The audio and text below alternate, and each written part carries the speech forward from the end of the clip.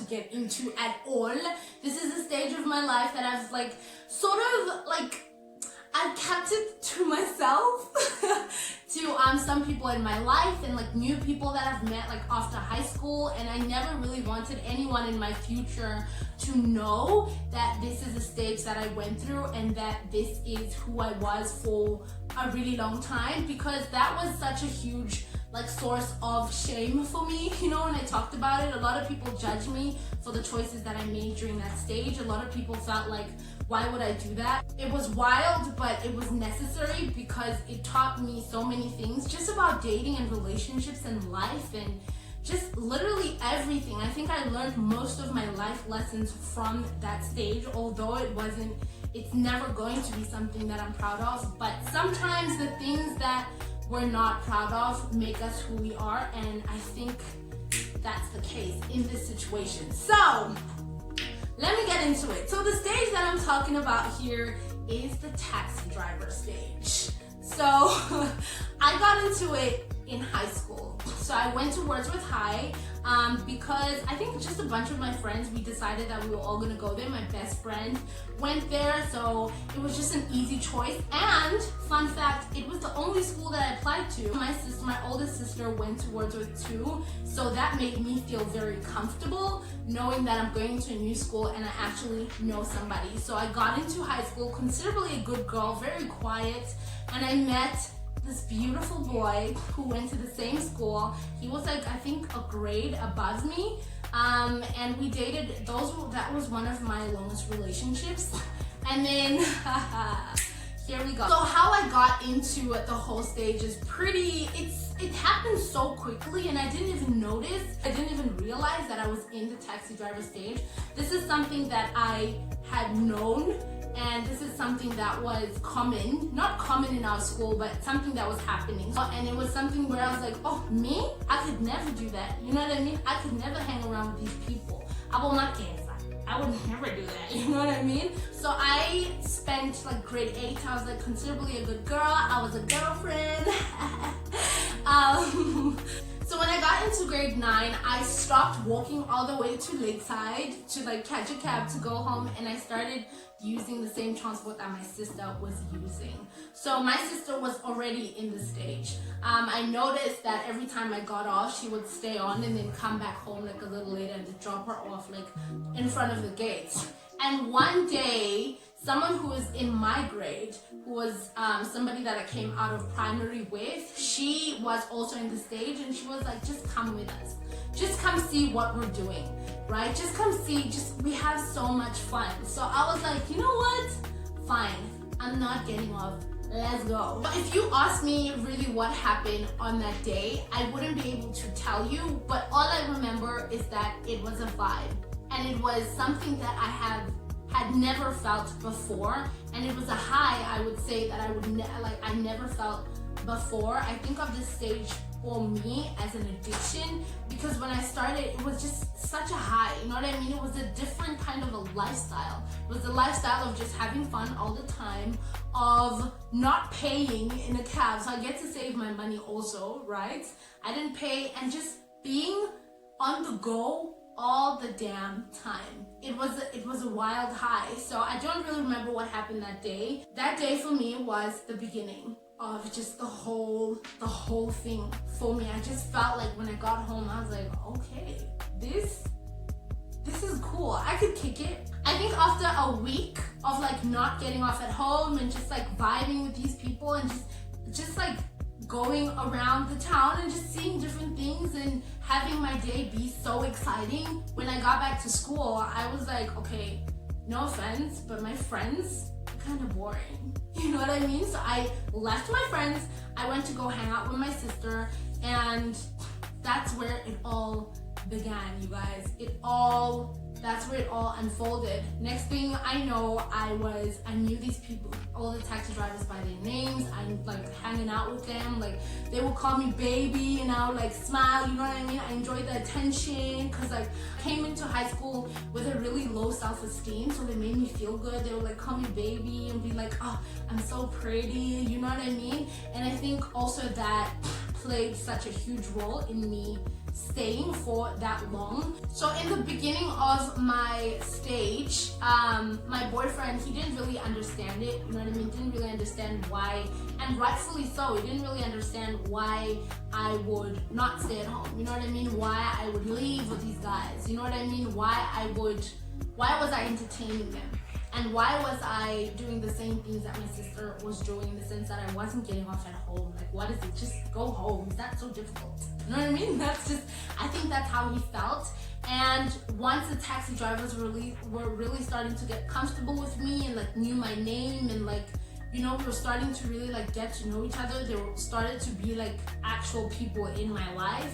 It really messed with my relationship. It caused trouble in my relationship. It kind of, people who wanted me would mess with just my relationship. You know what I mean? Call me baby in front of my boyfriend, like just do weird stuff in front of my boyfriend, just disrespecting him and essentially disrespecting our union. So unfortunately, our relationship ended because of that stage. Me losing my beautiful boy, like I feel like that was my cue, like I should leave. But for some reason I didn't. That wasn't enough. So I stayed in that stage for like 2 years. You know, a lot of wild things happened, guys. It was crazy. I think some of my best and worst experiences fall into that stage of my life. So after I broke up with my boyfriend, I didn't really fall into that stage immediately. I met a guy, a taxi driver. He was so cute. He had so much potential. Like, he would tell me all the time that, like, you know, he doesn't want to do this anymore. He really wants to, like, you know, like elevate, you know what I mean? Like, he's saving up money so he can do this and that. Like, this is not his life forever. You know what I mean? So I was with it. I was like, okay, as long as, like, you are doing this like temporarily and you're gonna get out of it and you're cute, then like we can kick it. So we started dating, and that's when it really, like, that's when now I was a taxi girl and I was in the taxi driver stage. Like, I was in it and I didn't care what people said. I didn't care because I saw this guy as someone who had potential, but you know, he really showed me how disrespectful men can be, how disgusting men can be, how inconsiderate men can be, you know, in a relationship. And those were huge lessons for me. I think I had to go through all of that. I remember this one time I skipped school for him. So during this stage, skipping school was so normal for me, but I was so great at catching up. Like, I would come back to school and like catch up on all my work. So I wasn't really worried, and it wasn't really affecting my schooling career. So I was like, whatever, I'm just gonna skip school. I remember this one time I skipped school for him, this guy, right? And then when my dad dropped us off, we'd have literally, you guys, we planned it the day before. So it'd be like, yeah, we're just skipping school tomorrow. We're not going to school. You know what I mean? Like, we can catch up. You know what I mean? And we didn't have any books in our bags. We had like a change of clothes. When my dad dropped us off, he would drop us off at the gate instead of going inside. When we saw that his car was like past the robots, we were like, okay, call him. Where is he? And then he'd come and pick us up, and we'd literally change in the car and go to like a spot where we'd hang out with other taxi drivers and their people and like their friends and like other people from other schools. It was like a whole community. It was wild. I remember on that day when I skipped school, he left me at the spot with like everybody, and he went to go and pick up another girl from another school who was his, that I later found out on that same damn day that that girl was his other girlfriend. And I'm like, what? And I thought I was the only one. What the hell? And I remember being so pissed. I didn't even talk to him. I drank so much, you guys, on that day. I got disgusting drunk. I was hallucinating. I was seeing my mama, guys. My mom, who passed away in 2004. Right? So I was really drunk. I remember being so drunk on that day and everybody just being like, okay, just go to sleep, like we'll wake you when we leave. I slept like in a room with a bed, and I remember him coming in and I thought he was gonna lay down with me. Oh my gosh, what the hell was I thinking? As if. But you know what this nigga does? He gets on top of me, so like I'm so drunk I can't even move, I'm basically paralyzed. He gets on top of me and he's like trying to smash. What? And I'm like, I can see him, but I can't move because I'm so drunk. I can't speak because I'm so drunk. But I'm conscious enough to see that this is the guy who I am with, he's on top of me trying to smash me right now, and I want to say no, but it's not coming out. And I remember somebody walked in, and I'm so grateful for that person. You guys, I owe that person my life. I started like realizing that like people around me, they were stagnant, in the sense that girls my age were repeating grades like over and over and over again, and everyone looking around me like these people are older people, but they're still in high school. So I just had to sit down with myself, and I came back home and I was like, is this the life that I want for myself? Do I want to repeat this grade? Hell no, I don't want to. Yes, I can catch up. But is this what I want? No, I don't want that. Do I want to be a teen mom? Hell no, I don't want to be a teen mom, especially to a taxi driver. That's not what I wanted for myself. I think it was a weekend. On Monday, I deleted all their numbers, you guys. I got off when I was supposed to get off. I even was at the point where I went back to my best friend, who I was not even close with because of this whole stage. She didn't approve of it at all.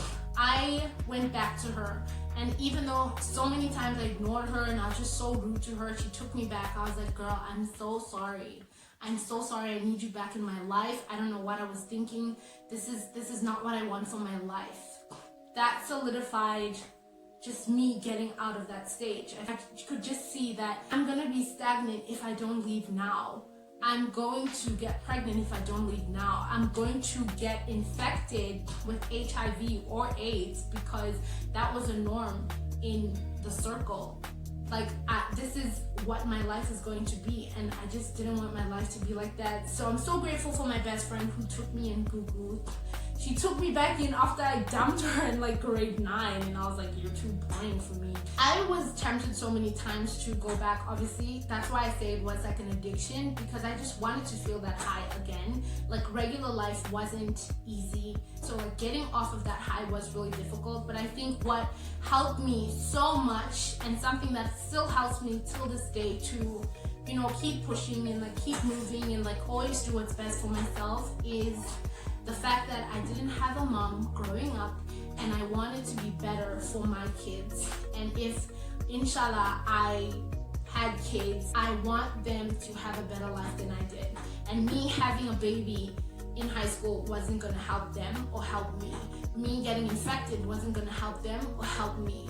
Me skipping like grades and like failing a couple of times, it wasn't gonna help them or help me. That was a time in my life where I made up like 3 girls in my head. Like, I gave them names, and those names, Cal, Mal, and Val, those are all abbreviations, but they got me through all the times where I was like, you know what, I just want to go back because I'm bored. You know what I mean? Like, I'm bored. I'm just like, I just want to go back.